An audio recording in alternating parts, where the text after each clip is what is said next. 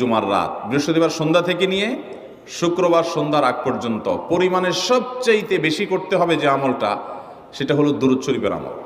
নবী করিম সাল্লাল্লাহু আলাইহি ওয়াসাল্লাম বলেছেন, আকসিরু আলাইয়া মিনাস সালাতি মিন ইয়াউমিল জুমআতি ওয়া লাইলাতিল জুমআহ, তোমরা জুমার দিন এবং জুমার রাতে আমার প্রতি বেশি বেশি দুরূদ পাঠ করবে, দুরূদ প্রেরণ করবে।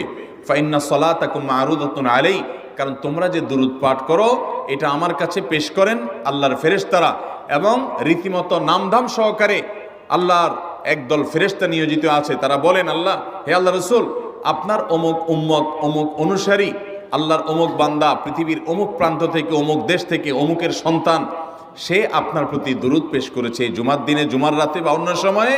এটা নবী করিম সাল্লাল্লাহু আলাইহি ওয়াসাল্লামের কাছে রিপোর্ট দেওয়া হয় আল্লাহর নিযুক্ত ফেরেশতাদের মাধ্যমে। এই জন্য শুক্রবার দিন এবং রাত, অর্থাৎ বৃহস্পতিবার সন্ধ্যা থেকে নিয়ে শুক্রবার